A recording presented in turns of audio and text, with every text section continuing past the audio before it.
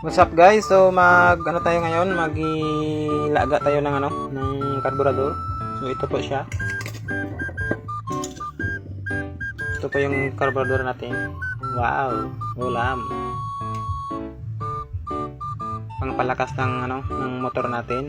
So lalagayin natin muna.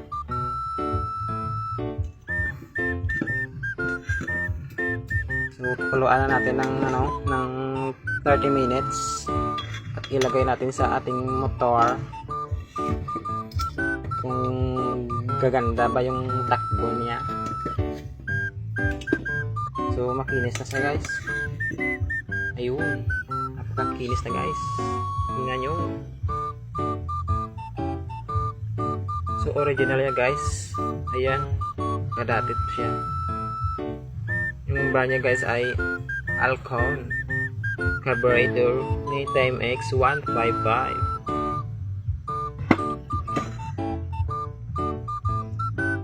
Five minutes later. You serious?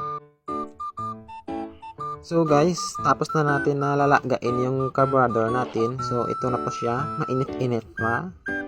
So original tong carburetor natin. So ayan, makikita nyo, ay hindi pumukus yung camera natin dito guys.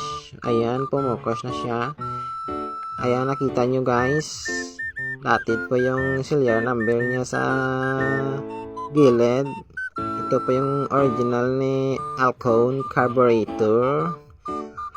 So paano nyo malaman na original yung mga carburetor nyo guys? So yung floater niya guys ay hindi adjustable guys. Ito po yung floater niya guys. So ikabit na natin yung mga aparatos niya guys.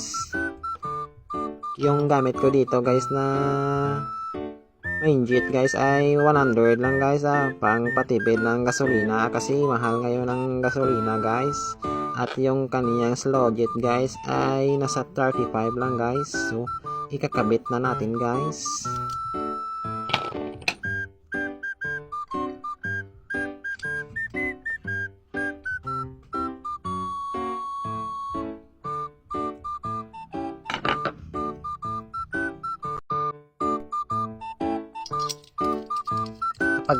Tapos na guys na makabit natin yung aparatos na guys ay itatakod na natin sa ating motor.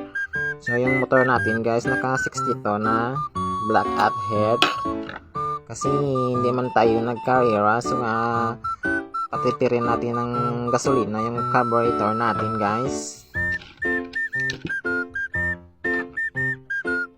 Ayan na guys, tinatakod ko na yung kaniyang floater.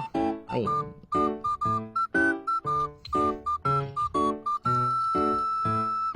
at tatakpan na natin guys. Ayun, ilagay natin yung yung kaniyang tatlong screw sa sa ilalim. Okay. At hihigpitan na natin guys.